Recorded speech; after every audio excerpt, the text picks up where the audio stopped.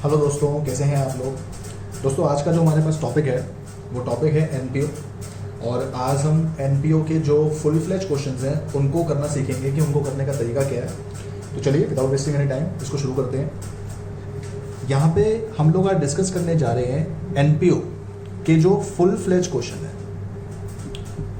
Full fledge questions का मतलब होता है कि इन क्वेश्चंस के अंदर आपको एनपीओ के पूरे फाइनल अकाउंट्स बनाने हैं, ठीक है। और एनपीओ के फाइनल अकाउंट्स के अंदर क्या चीजें आती है, एक आपका आता है इनकम एक्सपेंडिचर अकाउंट, एक आपकी आती है बैलेंस शीट, जिसे हम बैलेंस शीट को बोलते हैं अपनी क्लोजिंग बैलेंस शीट। और समटाइम्स आपको अपने वर्किंग नोट के अंदर बना के चलनी पड़ती है अपनी ओपनिंग बैलेंस शीट। अभी हम डिस्कस करेंगे कि हमें अपनी ओपनिंग बैलेंस शीट कब बनानी होती है। तो फुल फ्लेज क्वेश्चंस के अंदर मेनली जो पार्ट आपका होता है वो ये होता है कि आपके क्वेश्चन के अंदर रिसीट्स एंड पेमेंट अकाउंट दिया होगा, आपने उस रिसीट्स एंड पेमेंट अकाउंट से बनाना है अपना इनकम एक्सपेंडिचर अकाउंट। ये मेनली यहाँ पे हमें करके चलना पड़ता है, ठीक है। आइए समझते हैं शुरू कैसे करेंगे। तो सबसे पहले मैं यहाँ पे लिख रहा हूँ steps for accounting. Steps for accounting कि क्वेश्चन को करने का तरीका जो आपके पास है वो क्या है, ठीक है। Step number 1, prepare. हम लोग प्रिपेयर करेंगे क्या, अपनी opening balance sheet. Prepare opening balance sheet, या फिर कई लोग इसको कहते हैं opening statement of affairs. Prepare opening balance sheet या फिर opening statement of affairs to calculate, ताकि हम क्या कैलकुलेट करके चल सकें, opening capital fund. To calculate opening capital fund. हमें अपनी ओपनिंग बैलेंस शीट बनानी है जिससे हम कैलकुलेट करके चल सकें अपना opening capital fund if it is not given in question. If it is not given in question, आपके क्वेश्चन के अंदर क्या होता है, कभी कभार आपका ओपनिंग कैपिटल फंड दे दिया जाता है। अगर क्वेश्चन ने आपको ओपनिंग कैपिटल फंड दे दिया है तो फिर आप उस केस में ओपनिंग बैलेंस शीट नहीं बनाएंगे। बट अगर नहीं दिया है तो उसको निकालने के लिए आपने अपनी ओपनिंग बैलेंस शीट बना के जरूर चलनी, ठीक है।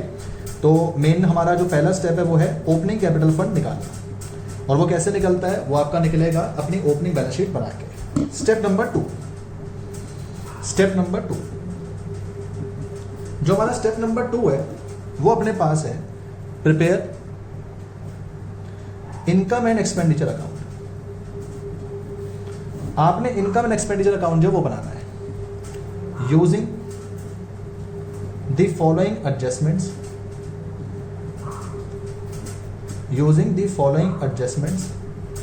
और फॉलोइंग एडजस्टमेंट्स हमारी इसमें हमें क्या क्या करके चलनी है, अमाउंट रिसीव्ड हुई या पेड हुई ये आपको दे रखी होती है। इसमें आउटस्टैंडिंग करंट ईयर ऐड करना है, outstanding previous year minus, advance previous year add और एडवांस करंट ईयर माइनस। ऐसा करने से आपकी जो अमाउंट निकल के आएगी वो आपकी अमाउंट होगी इनकम एक्सपेंडिचर अकाउंट की। तो मेनली हमने यहाँ पे क्या करा है, जो मैंने आपको ये चीज़ बताई, ये चीज़ और कुछ नहीं, ये आपका अक्रूवल बेसिस ही है सिस्टम। जैसा कि आपने अपने 11th के अंदर पढ़ा था, या फिर जो बच्चे फाइनल अकाउंट चैप्टर पढ़ चुके हैं, फाइनल अकाउंट के अंदर आपने सीखा था कि हम एडजस्टमेंट्स करते हैं। तो एडजस्टमेंट्स के अंदर मेनली क्या किया जाता है, अक्रूवल सिस्टम के ऊपर काम किया जाता है कि जब आउटस्टैंडिंग चीज़ें होती हैं उनको हम प्लस करते हैं, प्रीपेड चीज़ें होती हैं उनको माइनस करते हैं। तो सेम फंडा हमने यहाँ पे लगाया। प्लस हमने इस सेम चीज़ को अपनी सब्सक्रिप्शन के जब हमने क्वेश्चन किए थे तो उसके अंदर डिस्कस किया था। तो इनकम एक्सपेंडिचर अकाउंट हमारे अक्रूवल बेसिस पे बनेगा और अक्रूवल बेसिस के अंदर आपने ये एडजस्टमेंट फॉलो करते हुए चलेंगे। यहाँ पे जो आपकी अमाउंट रिसीव या पेड होती है, ये अमाउंट आपको रिसीट्स पेमेंट अकाउंट के अंदर गिवन होता है। तो रिसीट्स पेमेंट अकाउंट से इनकम एक्सपेंडिचर अकाउंट तक जाने के लिए आपने ये काम करना होगा। पर इनकम एक्सपेंडिचर अकाउंट बनाते वक्त आपने कुछ बातों का ध्यान रखना है। तो मैं यहाँ पे नोट लिख रहा हूँ, नोट नंबर 1। इसके अंदर हम लिखना जा रहे हैं परचेज ऑफ एसेट्स और sale of assets is not considered in income expenditure account। ये कह रहे हैं कि भाई एसेट आपने परचेज करा या एसेट आपने बेचा, उसे हम कंसीडर नहीं करेंगे किसमें, इनकम एक्सपेंडिचर अकाउंट में। क्योंकि इनकम एक्सपेंडिचर अकाउंट के अंदर सिर्फ इनकम और एक्सपेंस आने चाहिए, ठीक है। अगर आप उसके अंदर अपने एसेट्स को लेकर चल लेंगे तो फिर वो गड़बड़ हो जाएगा। इसलिए मैंने कहा कि एसेट परचेज करा या एसेट सेल करा तो उसे आपने यहाँ पे कंसीडर नहीं करना। सेकेंड चीज, however any gain or loss on sale of asset will be consider. मैंने कहा कि आप एसेट अगर बेच रहे हैं तो उसको कंसीडर नहीं करेंगे, ध्यान दें, एसेट अगर बेच रहे हैं उसको कंसीडर नहीं करेंगे, लेकिन अगर उन एसेट को बेचने पे आपको कोई फायदा या नुकसान हो रहा है तो उसे आपने कंसीडर करना है। तो मैं यहाँ पे अंडरलाइन कर रहा हूँ, गेन हुआ या लॉस हुआ ऑन सेल ऑफ एसेट, वो हम कंसीडर करेंगे। तो ये 2 पॉइंट आपके पास जो यहाँ पे ध्यान रखने वाले हैं। इसके अलावा कुछ पॉइंट के बारे में और बात करेंगे। इसके अलावा थर्ड पॉइंट,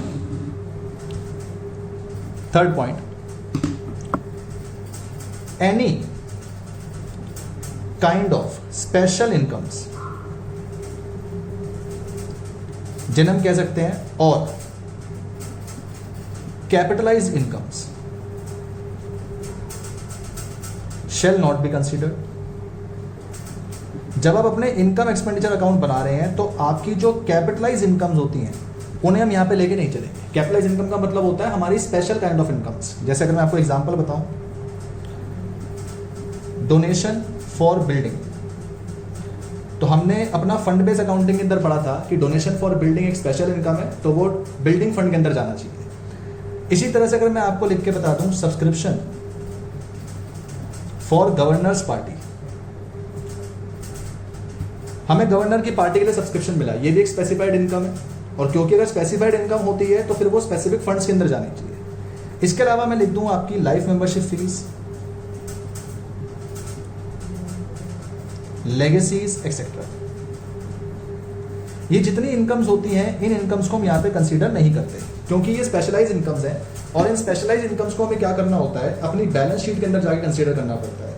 ये बैलेंस शीट में लायबिलिटी साइड में उन्हीं फंड्स के अंदर जाके ऐड हो जाएंगे जिस फंड से ये रिलेट करते हैं। ओके, इसके अलावा फोर्थ पॉइंट, जो हमें चौथा पॉइंट यहां पे समझना है, वो हमें ये समझना है, any kind of payment of liability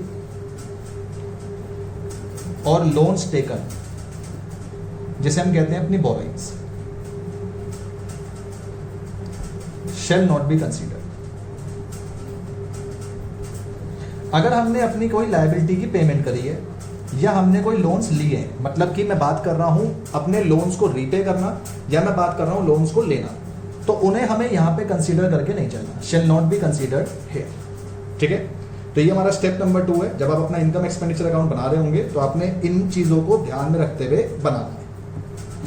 इसके अलावा step number 3, prepare closing balance sheet. Step number 3 हम अपना बनाएंगे अपनी क्लोजिंग बैलेंस शीट। जो क्लोजिंग बैलेंस शीट हमारी है हम वो बनाते हुए यहाँ पे चलेंगे। तो इन 3 स्टेप्स के आधार पे हमारे फुल फ्लैश क्वेश्चन जो है वो बनेंगे। मैं फॉर्मेट थोड़ा सा बता देता हूँ कि फुल फ्लैश क्वेश्चन में आपने कैसे फॉलो करना है। तो सबसे पहले आप क्या करते हैं, ओपनिंग बैलेंस शीट बनाएंगे, और ओपनिंग बैलेंस शीट के अंदर आप एसेट साइड में सारे अपने एसेट्स डालेंगे। अब एसेट्स में क्या क्या आता है, जैसे कैश बैलेंस आ गया, सब्सक्रिप्शन आउटस्टैंडिंग आ गया, या फिर कोई आपके फिक्स एसेट्स हैं, बिल्डिंग एक्सेट्रा, ये सब आ गए। इन सबको यहाँ डालेंगे। लायबिलिटीज में आप अपनी लायबिलिटी डालेंगे, जैसे सब्सक्रिप्शन एडवांस आ गया, इसके अलावा कोई क्रेडिटर्स वगैरह आपके पास दे रखे हैं, वो सब चीज़ें आप अपनी यहाँ डालेंगे। मतलब कुल मिला के जो एसेट लायबिलिटीज आपको दे रखे हैं आप वो डालेंगे। ये साइड टोटल करनी है एसेट की, उसमें लायबिलिटी माइनस करना है, तो जो आपके पास बच के आएगा वो बच के आएगा ओपनिंग कैपिटल फंड। जैसा कि मैंने आपको बताया, ज़्यादातर क्या होता है कि ये ओपनिंग कैपिटल फंड आपके क्वेश्चन में गिवन होता है, पर अगर ओपनिंग कैपिटल फंड आपके क्वेश्चन में गिवन नहीं है तो फिर पहले आपने अपनी ओपनिंग बैलेंस शीट बना के चलनी पड़ेगी। इसके अलावा सेकेंड आइटम हमें बना के चलना होता है अपना इनकम एक्सपेंडिचर अकाउंट, और हमारे इनकम एक्सपेंडिचर अकाउंट में एक्सपेंसेस डेबिट में आते हैं, इनकम्स आपकी क्रेडिट में आती है, राइट। इनकम्स में हम अपनी इनकम्स डालेंगे, एक्सपेंसेस के अंदर हम अपने एक्सपेंसेस जो वो डालेंगे। इनकम्स क्या क्या हो सकती हैं, जैसे सब्सक्रिप्शन हो गया, डोनेशन हो गया, कोई हमने इंटरेस्ट रिसीव करा, एक्सेट्रा एक्सेट्रा। ये इस तरह की जो इनकम्स हैं उनको यहाँ डालेंगे। एक्सपेंसेस में क्या हो सकता है, जैसे आपके रेंट हो गए, चैरिटी आपने कोई जो वो दी, एक्सेट्रा एक्सेट्रा। और भी हम एक्सपेंसेस वगैरह पढ़ेंगे, लेकिन खाली कंसेप्ट समझाने के लिए मैं आपको बता रहा हूँ। तो इनकम डालने, एक्सपेंस डालने हैं। अगर आपकी बैलेंसिंग फिगर जो है यहाँ बचती है तो वो आपका निकल के आएगा सरप्लस। बैलेंसिंग फिगर, अगर आपकी बैलेंसिंग फिगर यहाँ पे बचती है तो वो आपका निकल के आएगा डेफिसिट। रीजन समझिए, इनकम ज़्यादा एक्सपेंसेस कम तो बच के आएगा सरप्लस, एक्सपेंस ज़्यादा इनकम कम तो बच के आएगा डेफिसिट। कई दोस्त पूछते हैं सर क्या प्रॉफिट लॉस नहीं लिख सकते? नहीं लिख सकते, क्योंकि एनपीओ के अंदर प्रॉफिट लॉस का कोई मतलब नहीं है, इसलिए हम उनको यहाँ पे लिख के नहीं चल सकते। ठीक है, इसके अलावा जो आपका स्टेप नंबर 3 है वो हमने जैसा कि आपको बताया, स्टेप नंबर 3 आपका होगा कि आपने अपनी क्लोजिंग बैलेंस शीट बनानी है। तो क्लोजिंग बैलेंस शीट बनाने के लिए, क्लोजिंग बैलेंस शीट को बनाने के लिए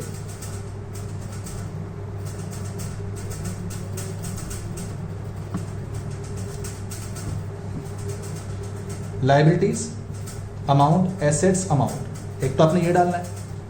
अब यहां पे आप सबसे पहले डालेंगे ओपनिंग कैपिटल फंड, जो आपने ओपनिंग बैलेंस शीट से निकाला। इनकम एक्सपेंस में सरप्लस आया होगा तो प्लस करेंगे, अगर डेफिसिट आया होगा तो उसको हम माइनस करेंगे, यहां पे वैल्यू आ जाएगी। बाकी बची कुछ ही लायबिलिटीज वगैरह आपने यहाँ पे डालनी है। जितनी आपकी लायबिलिटीज होती हैं आप यहाँ डालेंगे, जितने आपके एसेट्स होते हैं उनको आप यहाँ डालेंगे। आखिरी में जब आप अपनी टोटलिंग करेंगे तो ये बैलेंस शीट आपकी मैच करनी चाहिए। अगर ये बैलेंस शीट आपकी मैच कर जाती है देन इट मीन्स कि आपका जो क्वेश्चन आपने पूरा फुल फ्लेज बनाया वो पूरा क्वेश्चन आपका ठीक है। So it's just an overview, जो मैंने अभी आपको बताया ये सिर्फ एक ओवरव्यू है कि क्वेश्चन करने का तरीका कुछ इस तरह से है। अब मैं आपको क्वेश्चन को एक सॉल्व करके दिखाऊंगा और आपने उसी के बेसिस पे अपने आने वाले जो क्वेश्चन हैं वो सॉल्व करने हैं। ठीक है दोस्तों, मैं आपको 2 तरह के क्वेश्चन यहाँ पे सॉल्व करवाऊंगा। मैं जो यहाँ पे आपको पहला क्वेश्चन सॉल्व करवा रहा हूँ उसमें हमें सिर्फ इनकम एक्सपेंडिचर बनाना है, तो पहले मैं आपको वो बनाना सिखा रहा हूँ। फिर दूसरा क्वेश्चन जो मैं आपको करवाऊंगा उसके अंदर मैं आपको फुल फ्लेज क्वेश्चन जो है वो बताते हुए चलूंगा। राइट, तो चलिए विदाउट वेस्टिंग एनी टाइम शुरू करते हैं। मैं सबसे पहले यहाँ पे आपको जो क्वेश्चन दिखा रहा हूँ वो दिखा रहा हूँ इनकम एक्सपेंडिचर अकाउंट। मैं यहाँ पे जो बुक यूज कर रहा हूँ वो टीएस ग्रेवाल है, न्यू एडिशन, जो लेटेस्ट एडिशन है वो। आप कोई भी बुक यूज कर सकते हैं, तो उसी के हिसाब से हमें क्वेश्चन करना है। मैं यहाँ पे क्वेश्चन नंबर 45 जो वो डिस्कस कर रहा हूँ। आइए दोस्तों पढ़ेंगे जरा मेरे साथ साथ। कह रहे हैं प्रिपेयर इनकम एक्सपेंडिचर अकाउंट, सिर्फ इनकम एक्सपेंडिचर अकाउंट की बात हो रही है for the following youth club for year ended this. अब जब भी मेरे पे क्वेश्चन आता है इनकम एक्सपेंडिचर का, तो दोस्तों ध्यान देना, मेरा सबसे पहला काम ये होता है कि मैं अपने रिसीट्स पेमेंट्स के अंदर ये पता लगाऊं कि मेरी इनकम्स क्या क्या है, मेरे एक्सपेंस क्या क्या है। यानी इनकम एक्सपेंडिचर अकाउंट बनाने के लिए मेरे को इनकम एक्सपेंस की जरूरत पड़ेगी। तो मेरा पहला काम यही बनता है कि मैं इनकम एक्सपेंसेस को ढूंढूं, मैं उनको पता लगाऊं कि वो कौन से हैं। ठीक है, तो ढूंढना हम चालू करेंगे। सबसे पहले रिसीट्स में आए। अब रिसीट्स हमें क्या पता चलता है कि रिसीट्स में से हमारी इनकम्स हमें खोजनी है, तो सब्सक्रिप्शन हमारी इनकम होती है, ये हम लेके चलेंगे। सेकंड पढ़े point, donation for billiard table. मैंने बताया था अगर कोई सिंपल डोनेशन होती है तो वो आपकी इनकम है, उसे आप अपने इनकम एक्सपेंस में जाके दिखा दोगे। पर ये जो डोनेशन है ये बिलियर्ड टेबल के लिए मिली है, यानी ये एक स्पेसिफिक इनकम है।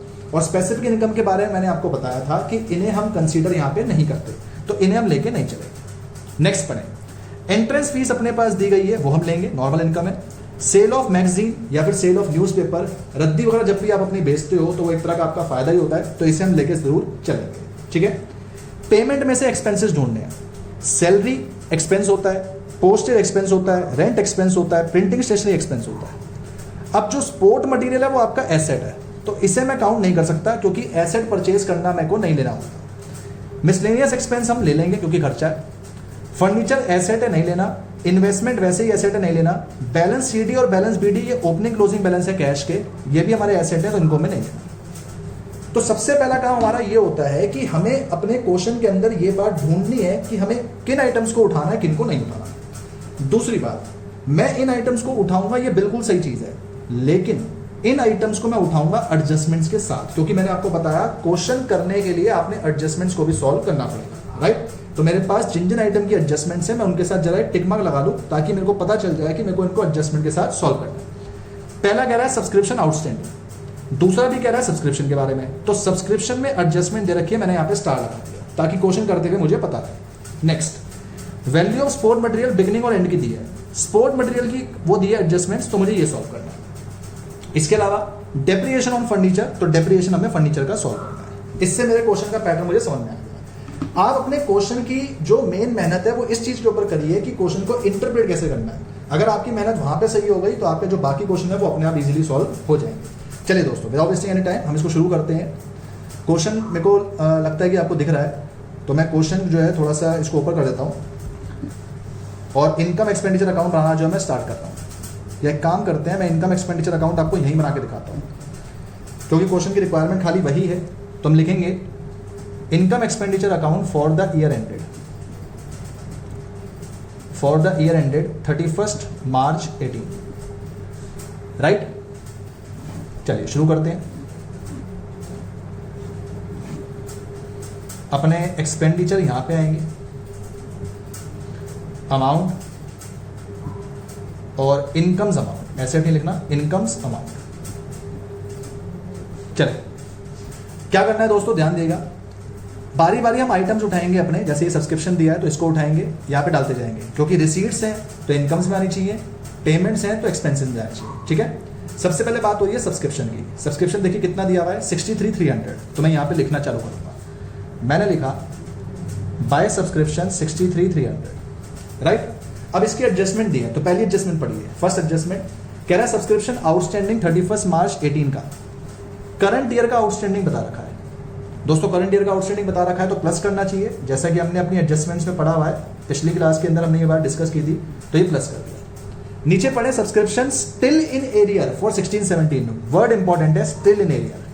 दोस्तों बात को समझिए, ये स्टिल आउटस्टैंडिंग है प्रीवियस ईयर का। आप मुझे ये बताएं, अगर 1200 रुपए पिछले साल के आज भी पेंडिंग है और पिछले साल के 1500 हमें मिल चुके हैं, ध्यान दीजिएगा, 1200 पिछले साल के आज भी पेंडिंग है और 1500 पिछले साल के मिल चुके हैं, तो कुल मिला के पिछले साल कितने मिलने बाकी होंगे? लगाएं जरा हिसाब, 1500 मिल चुके और 1200 आज भी पेंडिंग है, तो पिछले साल टोटल मिलने कितने बाकी होंगे? 2700। लॉजिक समझिए दोस्तों, मैं आपसे बात कहता हूं, मेरी बात को जरा ठंडे दिमाग से सुनना और मेरे को जवाब देना। मंथ चल रहा है अप्रैल का, मैंने आपसे कहा कि मेरे को मार्च के 1000 रुपए मिले हैं और मैं आपसे कह रहा हूं कि मार्च के आज भी 200 रुपए पेंडिंग है। ध्यान दीजिएगा, मार्च के 1000 रुपए मिले और मार्च के आज भी 200 रुपए पेंडिंग है। इसका मतलब क्या हुआ कि मार्च में मेरे को मिलने कितने थे?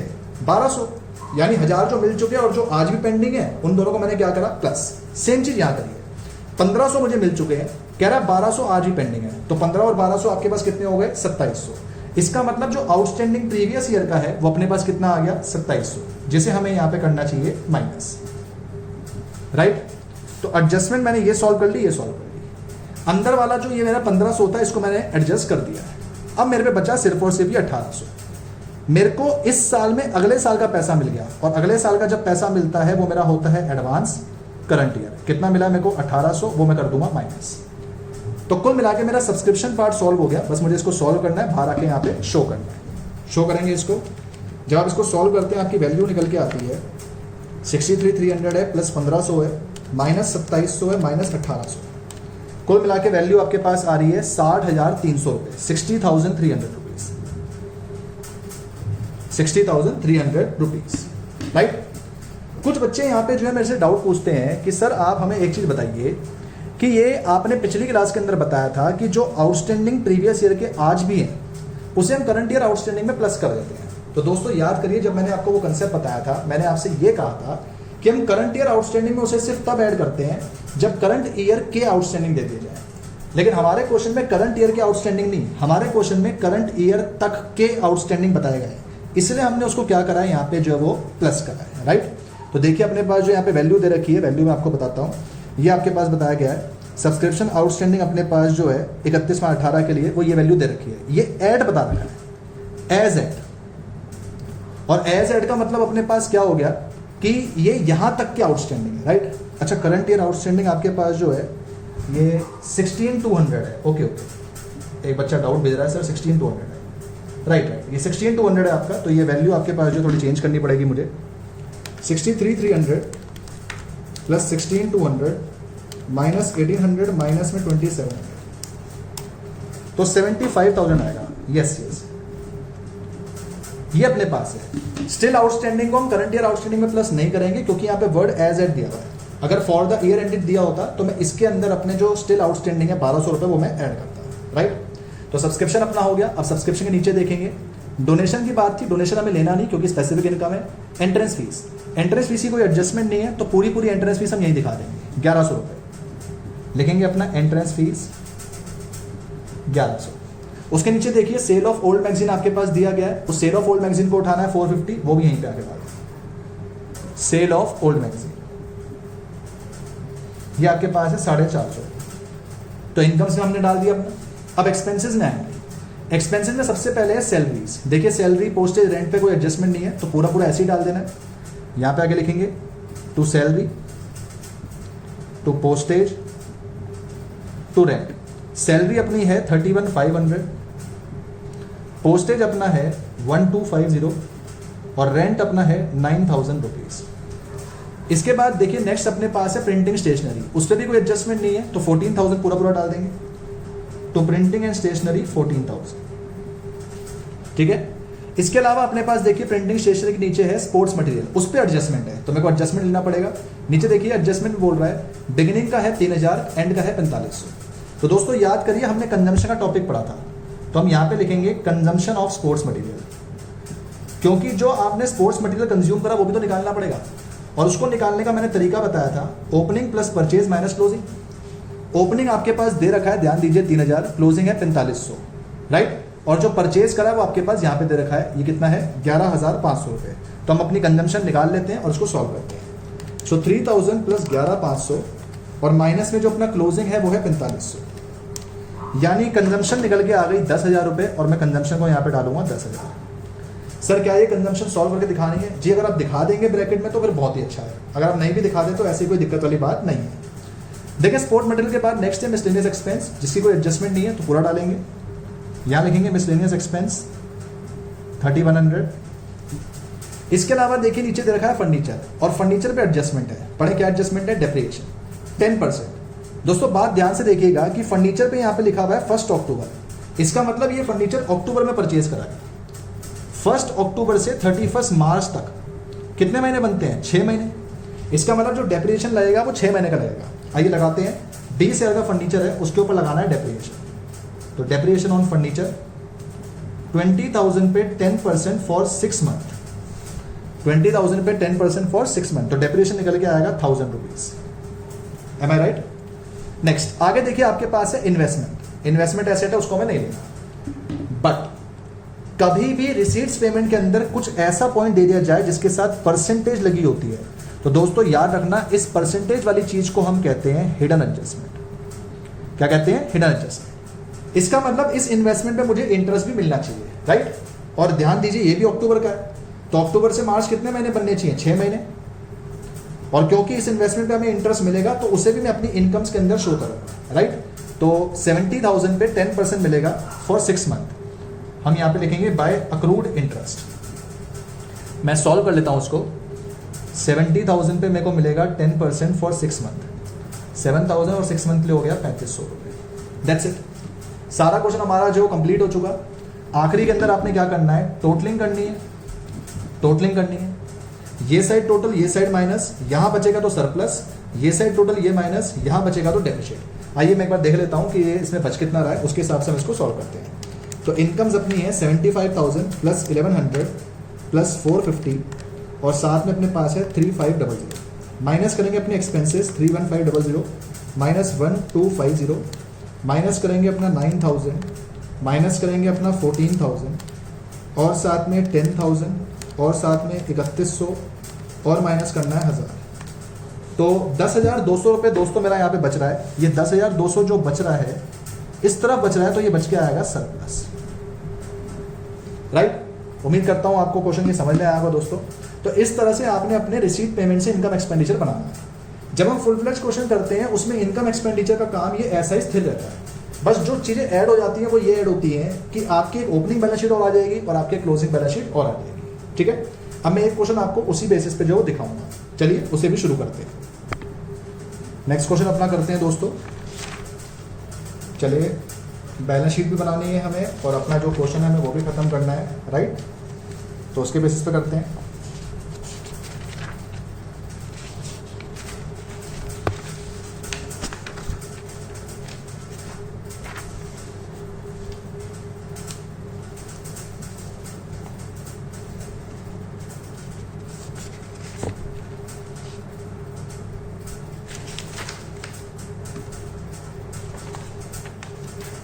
हम लोग करेंगे दोस्तों अब ये 49th क्वेश्चन। ये भी आपकी नई वाली जो बुक है उसी के रिगार्ड्स में, तो चलिए इसको शुरू करते हैं। रिक्वायरमेंट्स पढ़िए। From the following receipts and payment account and additional information prepare income expenditure account and balance sheet. दोनों चीज़ें बनानी है, मतलब फुल फ्लैश क्वेश्चन है। एग्जाम के अंदर जो इसकी वेटेज रहती है वो 6 मार्क की रहती है। एनपीओ से जो फुल फ्लैश क्वेश्चन आता है आपका वो 6 मार्क्स का आता है फॉर बोर्ड्स, जो बच्चे 12th में है। एंड जो बच्चे CS फाउंडेशन के हैं वहाँ पे तो भाई साहब जो क्वेश्चन आएगा, एडजस्टमेंट ज़्यादा होती है तो करीब करीब 15 to 20 मार्क्स का क्वेश्चन आपका वहाँ पे बनता है। मिनिमम 10 मार्क का तो बनता ही बनता है, पर अगर बड़ा क्वेश्चन आपके पास आए तो 15-20 मार्क्स का भी बन सकता है। तो जैसा मैंने पहले बताया था, सबसे पहला काम होता है कि आपने इनकम एक्सपेंस को आइडेंटिफाई करना है। तो चलिए मैं फिर से आइडेंटिफाई कर रहा हूँ। Cash in hand, cash at bank, balance sheet है तो ये हमें नहीं लेना। सब्सक्रिप्शन इनकम है हम लेंगे। लेगेसी रिसीव्ड हमारी इनकम से हम लेंगे। दोस्तों लेगेसी के ऊपर ना डिस्प्यूट चलता है। डिस्प्यूट से मेरा मतलब है कि अलग अलग कोर्सेज के अंदर इसका ट्रीटमेंट अलग होता है। तो यहाँ पे मेरी बात आप लोग ध्यान से समझेंगे। जो बच्चे CS फाउंडेशन, CA फाउंडेशन वाले हैं, इवन जो बच्चे ग्रेजुएशन वाले हैं, वो बच्चे क्या करेंगे, लेगेसी को लायबिलिटीज के अंदर दिखाएंगे, because legacy is considered as liability. जो ट्रीटमेंट आपका लाइफ मेंबरशिप फीस का होता है वैसा ही ट्रीटमेंट लेगेसी का होता है, क्योंकि एक स्पेसिफिक इनकम है। तो स्पेसिफिक इनकम को हम लोग अपनी लायबिलिटीज में जाके दिखाते हैं। पर जो बच्चे CBSE 12th वाले हैं, जो 12th का बोर्ड्स देने के लिए मेहनत कर रहे हैं बच्चे, आप लोग लेगेसी को अपने इनकम एक्सपेंसेस के अंदर ही दिखाओगे। ऐसा इसलिए क्योंकि जो आप लोग बुक्स फॉलो करते हो उसके अंदर इसका ट्रीटमेंट यही बताया गया। ऐसे ही कई जगह पे अलग अलग ट्रीटमेंट्स फॉलो होते हैं, तो मैं आपको हर जगह क्लासीफाई करते हुए चलूंगा।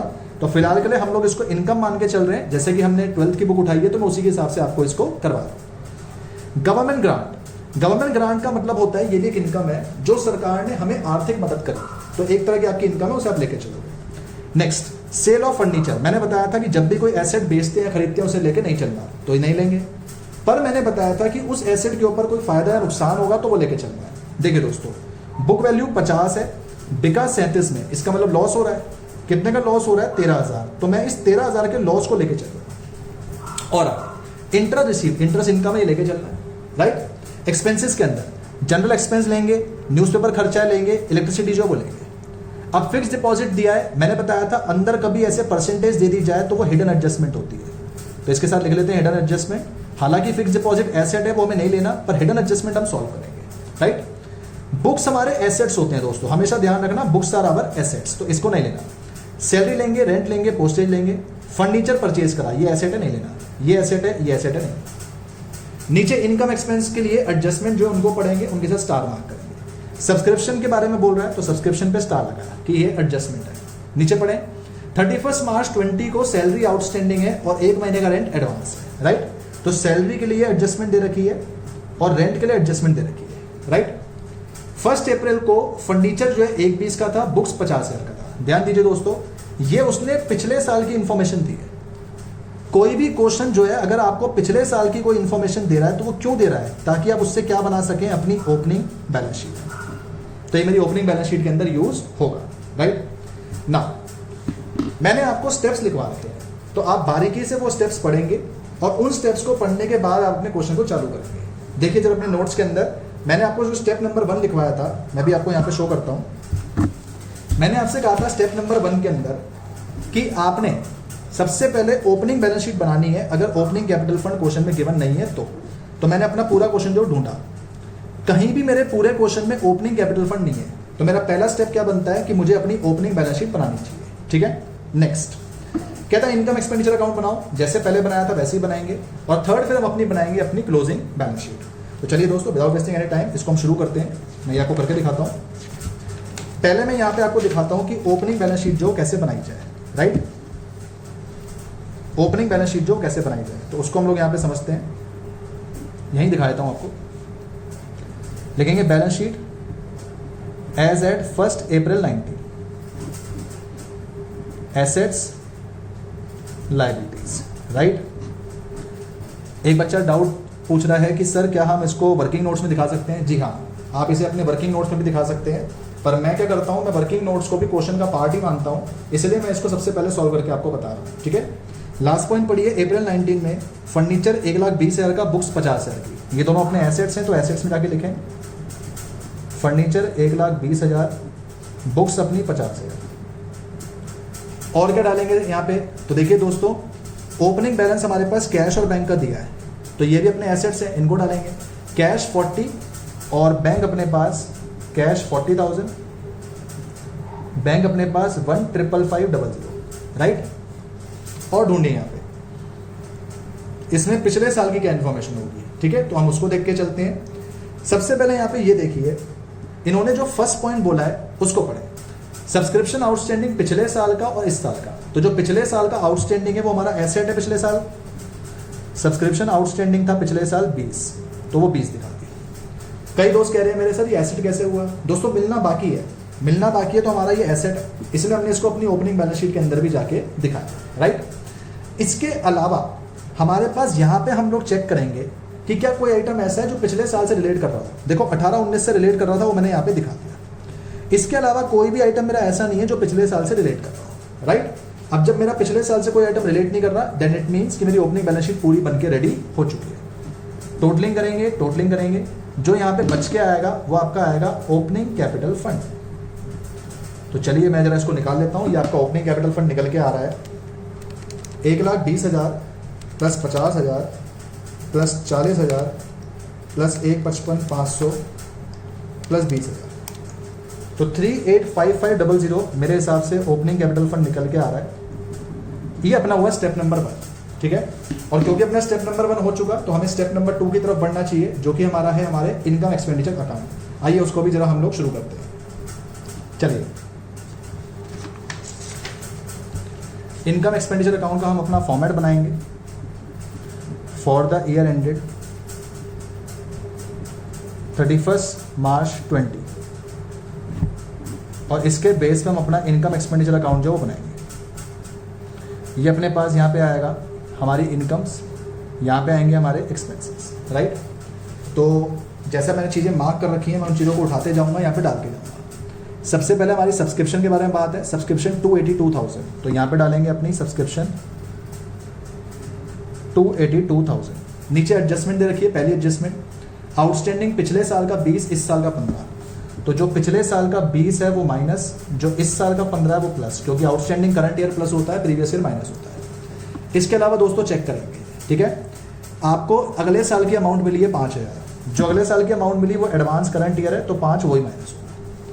अब चेक करिए दोस्तों, पिछले साल आउटस्टैंडिंग 20 था, जिसमें से आपको 12,000 मिल चुका, राइट। पिछले साल आउटस्टैंडिंग 20 था, जिसमें से आपको 12 मिल चुका, तो स्टिल आउटस्टैंडिंग आपका कितना हुआ, वो आपका हुआ 8,000। स्टिल आउटस्टैंडिंग को हम अपने करंट ईयर के अंदर जाके जो है वो ऐड करते हैं, लेकिन करंट ईयर में ऐड सिर्फ तब करते हैं जब करंट ईयर के आउटस्टैंडिंग दे रखे हो। लेकिन आप यहाँ पे पढ़िए कि आपके जो आउटस्टैंडिंग है वो एज ऑन डेट बता रहा है, और एज ऑन डेट का मतलब होता है कि ये करंट ईयर तक के आउटस्टैंडिंग है। तो इस 8,000 को मुझे करंट ईयर आउटस्टैंडिंग में प्लस करने की जरूरत नहीं है, यानी सब्सक्रिप्शन में हमें बस इतना ही करना है। इसे सॉल्व कर लेंगे, आपका सब्सक्रिप्शन जो निकल के आ जाएगा। 282,000 है, प्लस में अपना 15 है और माइनस में अपना 25 है, then this would be 272,000। Okay, now अब हमें करना है अपना जो अगला फंडा है।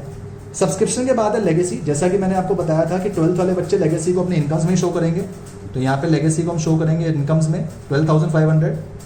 फाउंडेशन वाले बच्चे या जो बियॉन्ड वाले बच्चे हैं वो इनको शो करेंगे अपनी लाइबिलिटीज में। इसके अलावा गवर्नमेंट ग्रांट है अपना 1,20,000 का, वो भी हम लोग यहाँ पे शो करेंगे क्योंकि इनकम ही है। Government grant 1,20,000।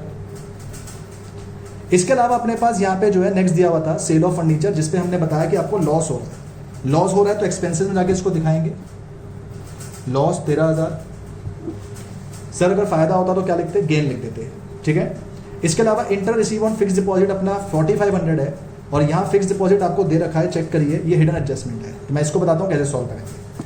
आप अपनी इनकम्स में जाके यहाँ पे लिखेंगे बाय इंटरेस्ट, कितना मिला 4,500। लेकिन दोस्तों यहाँ पे आपने कंसेप्ट लगाना है, ध्यान दीजिएगा। आपने फिक्स डिपॉजिट परचेज करी है 30 सितंबर 19 पे, यहाँ से लेके मार्च तक बनते हैं 6 महीने, तो हमें इस पे 6 महीने का इंटरेस्ट मिलना चाहिए, ठीक है। कैलकुलेट करेंगे 180 पे 10% अगर हम लगाएं तो वो आता है 18,000, और 18,000 को अगर मैं 6 महीने के लिए निकालूं तो इंटरेस्ट निकल के आएगा 9,000। दोस्तों अगर इंटरेस्ट 9,000 निकल के आना चाहिए, पर मुझे इंटरेस्ट मिला कितना है 4,500, देन इट मीन्स कि मुझे आज भी इंटरेस्ट मिलना कितना बाकी है 45। भाई आना चाहिए था 9,000, आ रहा है 45, इसका मतलब इतना आज भी मिलना बाकी है। जो आज भी मिलना बाकी है उसे मैं यहाँ पे लिखूंगा अक्रूड इंटरेस्ट, और अक्रूड इंटरेस्ट कितना मिलना बाकी है 45, तो टोटल मैं लूंगा 9000, राइट। इनकम साइड अपनी पूरी हो गई।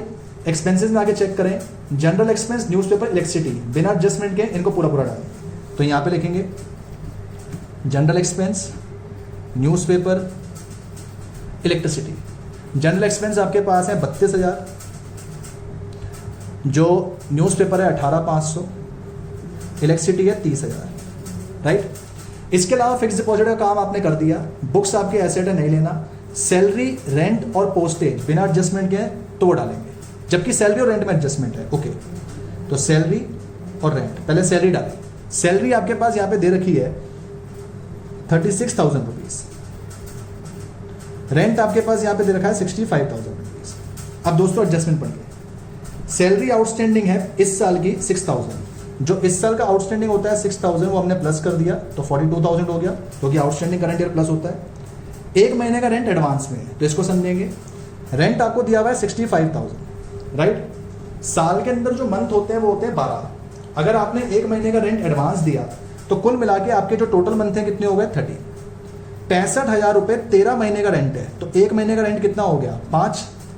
ये 5,000 आपका एडवांस है, इसलिए इस एडवांस को यहाँ पे कर देंगे माइनस, क्योंकि एडवांस करंट ईयर हमेशा क्या होता है माइनस, राइट। इसके अलावा पोस्टेज थी हमारे पास, पोस्टेज डालेंगे, उस पर कोई एडजस्टमेंट नहीं है तो पोस्टेज 3,000 रुपये वो डाला।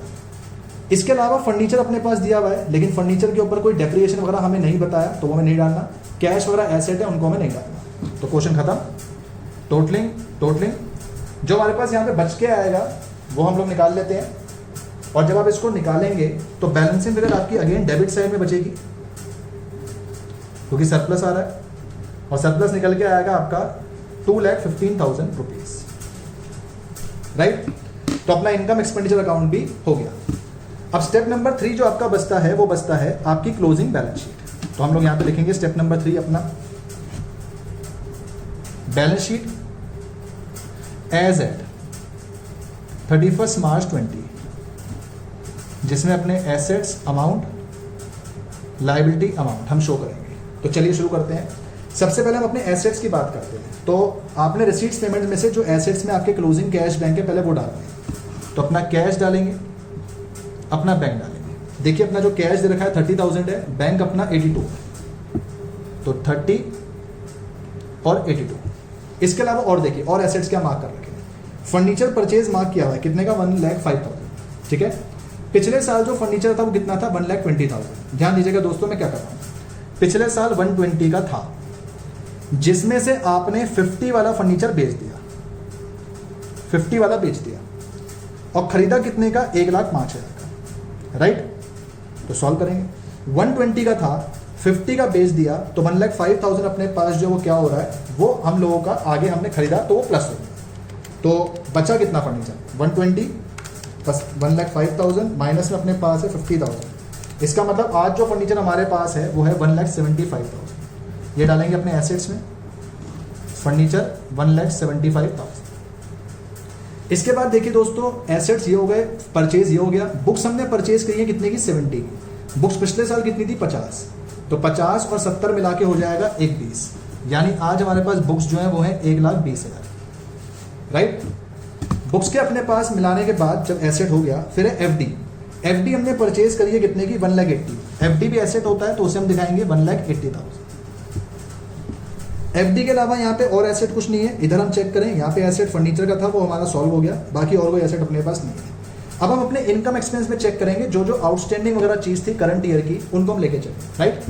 देखिए ये एडवांस करंट ईयर है, प्रीपेड रेंट 5,000, तो प्रीपेड रेंट हम डालेंगे 5,000 यहाँ पे।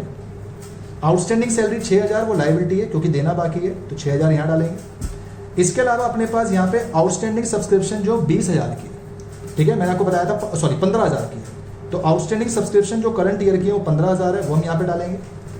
इसके अलावा हमारे पास जो एडवांस सब्सक्रिप्शन है वो हमारी लायबिलिटी है, उसे हम यहाँ डालेंगे 5,000। ये लायबिलिटी है, यहाँ पे आ गया, ये एसेट है, इसको यहाँ डालेंगे, राइट। इसके अलावा कोई आउटस्टैंडिंग अक्रूड इंटरेस्ट है, अक्रूड इंटरेस्ट हमें मिलना बाकी है, वो एसेट्स में डालेंगे 4,500। And now everything is clear, सब चीज़ अपने पास जो वो हो गई। इसके अलावा हम यहाँ पे डालेंगे अपना ओपनिंग कैपिटल फंड। जैसा कि मैंने आपको बताया था, ओपनिंग कैपिटल फंड अपना निकल के आया था 385500। हाँ जी, ये अपना ओपनिंग कैपिटल फंड निकल के आया था, इसमें प्लस करेंगे हमारा निकल के आया सरप्लस, और सरप्लस निकल के आया 2,15,000। तो इन्हें सॉल्व कर लेते हैं। जब आपने इसको सॉल्व करा, ये आ गया 6,00,500। नाउ टोटलिंग करनी है। जब आप इसे टोटलिंग कर देते हैं तो ये वैल्यू निकल के आती है 6,11,500, और यहाँ पर भी 6,11,500। डेट मीन्स कि आपका ये आंसर मैच कर गया, तो आपका पूरा क्वेश्चन जो है ये सही है। ठीक है, इस तरह से कुछ आपने दोस्तों अपने एनपीओ के जो फुल फ्लेज क्वेश्चन हैं वो सॉल्व करने हैं। उम्मीद करते हैं कि आपको टॉपिक समझ में आया होगा। अब आप इनसे रिलेटेड जो क्वेश्चन हैं अपने वो करके चल सकते हैं। एंड आने वाली क्लासेस के अंदर अगर आपको लगता है कोई क्वेश्चन आपका टीएस का या डीके गोयल का सॉल्व नहीं हो रहा, तो आप नीचे कमेंट सेक्शन में जाके वो मुझे बता के चल सकते हैं। ठीक है, मिलते हैं दोस्तों अपने नेक्स्ट वीडियो के अंदर। आई होप आपको वीडियो अच्छी लगी होगी। अच्छी लगी है तो प्लीज़ इसको लाइक करिए, शेयर करिए, सब्सक्राइब करिए। Take care, bye bye.